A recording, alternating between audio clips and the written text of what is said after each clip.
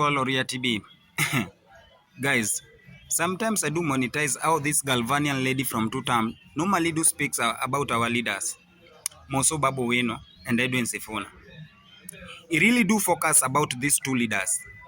Let me tell you this Galvanian lady, ya kwamba nyege zako peleka Tutam ikutole. Unasikia malaya?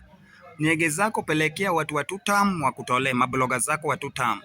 We pamoja na Alichietha, sijui alinyona, mpeleke huko ujinga zenu. Otherwise hapa mbele mutachapwa. Babu Wino is not your age mate, neither your class. Wale watu wako kwa ligi nyingine na wanasema one term na ni one term. Upende, ulie, unyambe one term. Na lazima respect our leaders. For example guys, niseme Edwin Sifuna amekuwa raised Busia Bungoma.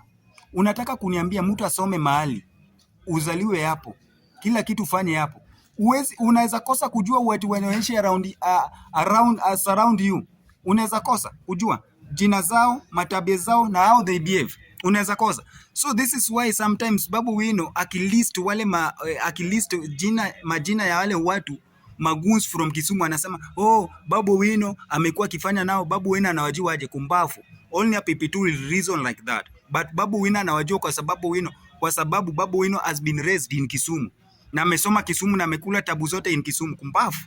You must reason. Peleka nyege yako Tutam.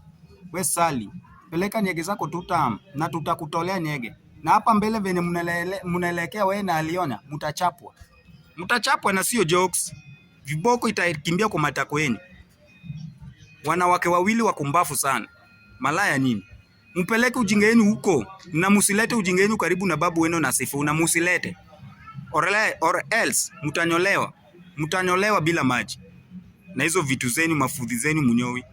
Unajua only a lady with a deep urethra will think how Shally thinks. Yeah, will reason how Shally reasons. But mtu mwenye akona akili mzuri haizi reason venye huyu msichana na reason. Yeah, I've said na nina repeat. Only ladies with deep urethras or vagina venye ya Shally iko ndio wata reason venye huyu ana reason. Mbavu.